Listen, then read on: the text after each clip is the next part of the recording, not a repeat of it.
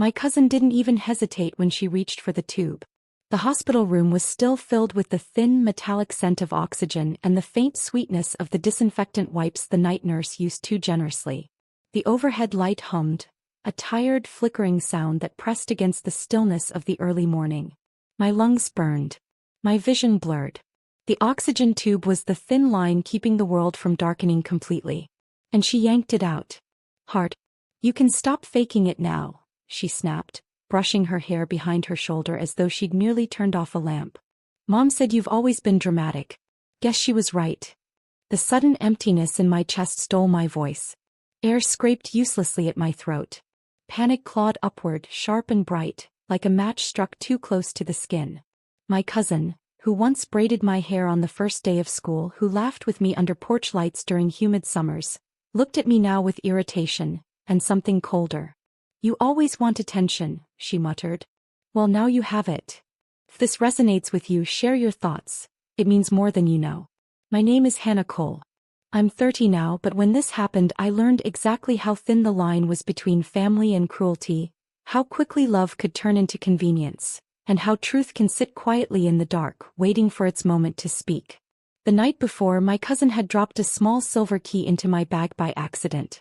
I remembered the metallic clink, the way her eyes flashed with annoyance at something our aunt said. She hadn't noticed. But I had.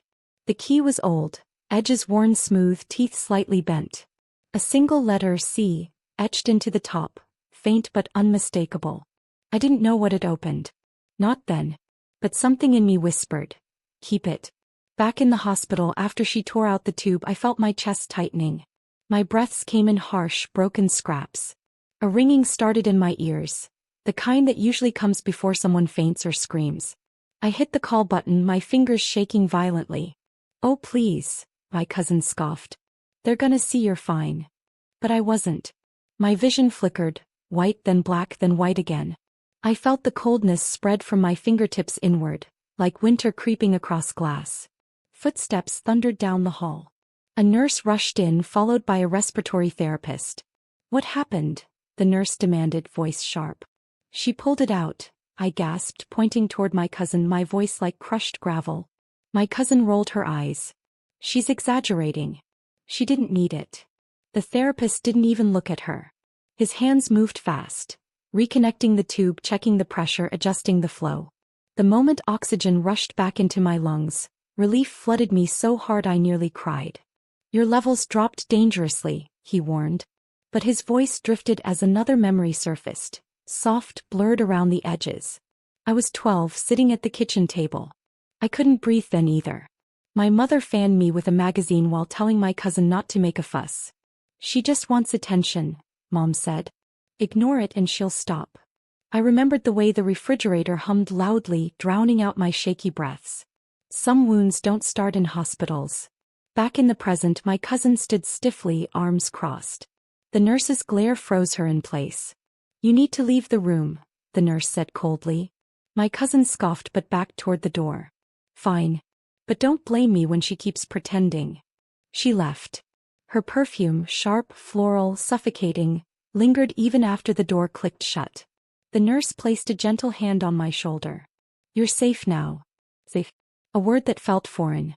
That night, unable to sleep, I held the silver key between my fingers. The metal felt warm from my palms, strange for something so old. The letter C caught the dim light of the hallway bulb outside my door. Who did it belong to? Why had my cousin been so nervous when it slipped? And why did she tell our aunt earlier that week, "Don't let Hannah near anything important"? The pieces didn't fit yet. But something was wrong. Deeply wrong. When I was discharged 2 days later, exhaustion clung to me like a second skin. My aunt insisted I stay at her house until I recovered. My cousin stayed quiet, pretending politeness, but I saw the tension in her jaw, the fear beneath her disdain. The night we arrived, rain tapped gently against the windows. The house smelled like lemon soap and old wood, comforting, familiar. But beneath it was something else. Anxiety. Secrets pressed into the wallpaper. I waited until everyone was asleep.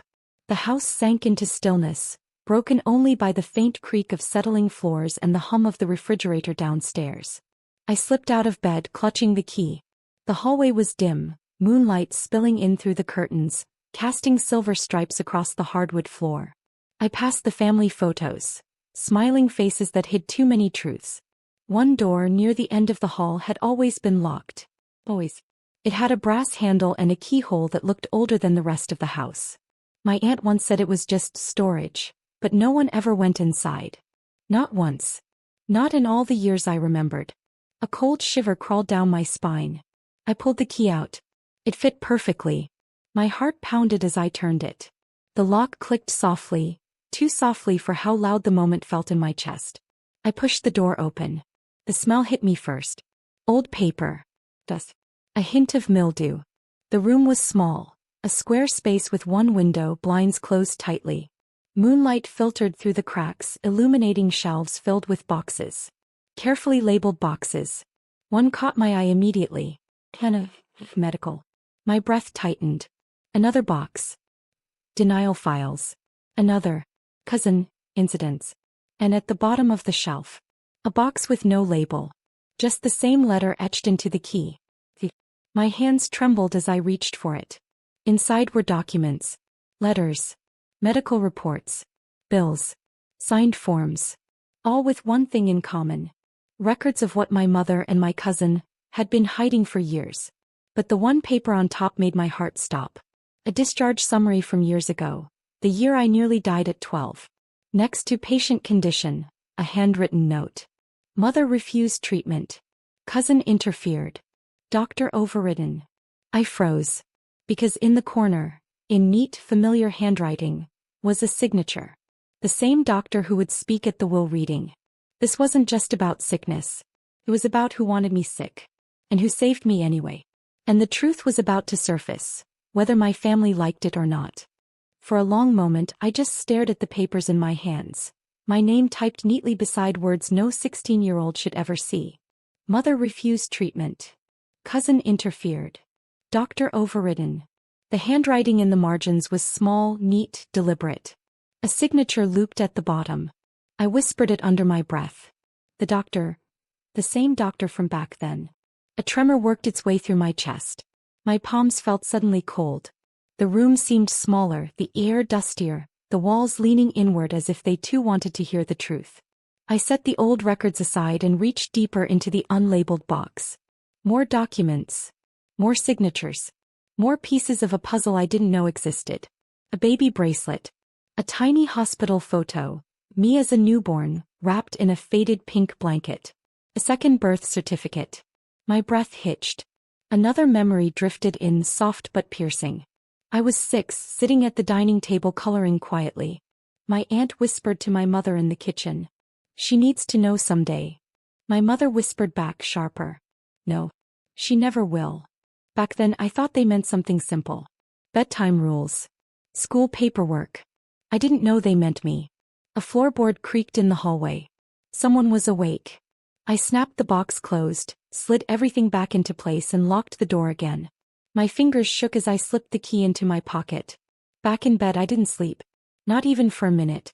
The weight of truth pressed against my ribs, heavy and relentless. The will reading was scheduled 2 weeks later. My aunt's idea after my grandmother passed. Except my grandmother's death was not the center of gravity that day. The truth was. The lawyer's office smelled faintly of old paper, coffee grounds and something floral, old perfume clinging to the drapes.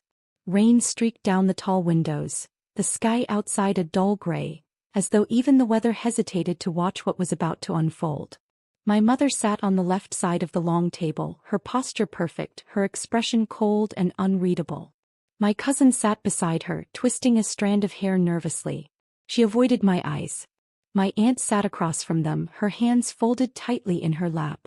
Her breathing was shallow, her chest rising and falling like the memory of a storm. And I sat with the key in my pocket. Like a pulse. Like truth. The lawyer cleared his throat. Before we begin, Dr. Samuel Reeves asked to make a statement. My mother stiffened the way a wolf stiffens before a fight. The door opened and Dr. Reeves stepped inside. The same doctor who saved me at 16. And the same signature on the notes I found in the hidden room. His presence felt like oxygen. Like a door opening. He stood at the head of the table, hands clasped gently. Thank you for allowing me to speak, he said, voice calm but weighted with purpose. I'm here because my ethical obligation did not end with my patient's surgery. It continues now because truth impacts medical history, legal standing, and mental well-being. My mother scoffed lightly. This is unnecessary. We don't need. Mrs. Cole, he cut in, voice steady, you refused life-saving treatment for your daughter not once but twice. Silence cracked through the room. Even the lawyer looked stunned. Dr. Reeves continued, I documented both incidents. The first when she was 12. The second when she was 16. Both times you insisted her symptoms were exaggerated. Both times you delayed or obstructed treatment. My cousin looked down at her lap, fingers trembling. My mother's jaw tightened. You have no right. I have every right, he said softly. You relinquished your parental right the moment you endangered her life. My breath caught. He turned toward me. Hannah, the hidden room you found, your aunt kept those documents to protect you. She kept records of everything your mother and cousin tried to bury. My aunt's eyes filled with tears. I wanted to tell you, but your mother threatened custody, threatened to revoke access, threatened everything. I kept the boxes locked until you were old enough to choose truth for yourself. My cousin inhaled sharply, guilt spilling into her expression. I didn't mean to drop the key, she whispered. I didn't know you would actually find it. Her words fractured something inside her. Defensiveness, fear, shame blending into a trembling confession. But Dr. Reeves wasn't finished. There is something else. He placed a file on the table, one I had never seen. Your grandmother's will contains a clause requiring medical testimony before inheritance can be dispersed. She wanted the truth acknowledged. My mother's face drained of color. The doctor opened the file. Hannah was assigned a secondary guardian at birth, he read. A legal safeguard written by her grandmother due to concerns about her mother's emotional unavailability. My heart hammered. My grandmother had known. She had known from the beginning. Dr. Reeves handed the file to the lawyer. That secondary guardian, the doctor continued, was meant to receive temporary custody anytime Hannah's health was compromised. He looked straight at my mother. You blocked that order. Twice. I felt my fingertips go numb. The lawyer reviewed the document slowly. That guardian, he said carefully, was your aunt, not your mother. My aunt's hand flew to her mouth. Tears spilled freely now, soft and trembling. My mother slammed her palm on the table. This is ridiculous, she's my daughter. No, the lawyer said, cutting in gently but firmly. Legally, for the past 24 years, she was not. The room went silent. Utterly, painfully silent. Even the rain seemed to pause. My mother stared at me, her eyes wide with something raw and unfamiliar. Fear maybe. Or the sudden realization that truth was not something she could bully. My aunt reached across the table, her hand shaking. Hannah, you were always mine to protect. I tried. God knows I tried. I swallowed hard as another memory surfaced. Me at 10, feverish, lying on her couch. She pressed a cool cloth to my forehead, whispering quietly, I'm here. You're safe. I thought she was being kind. I didn't know she was fulfilling a legal promise. The lawyer folded his hands. The will assigns Hannah as primary heir. And her aunt as executor, due to proven reliability and documented protection. My mother lurched forward. This is a lie. She's my daughter. Dr. Reeves shook his head gently. Biology isn't guardianship. Love is. My mother's voice cracked for the first time. She was never supposed to find out. I stared at her. Then why did you yank my oxygen tube? Her eyes flickered, guilt, denial, fury, all in one fractured second. But she didn't answer. Because she couldn't. For the first time in my life I felt the weight of truth settle inside me. Not crushing but clarifying. If you've lived anything like this, tell your story, and don't forget to subscribe. Some betrayals break us slowly. Some truths save us quietly. And some families are rebuilt by the people who never stopped choosing us. Sometimes blood isn't the guardian,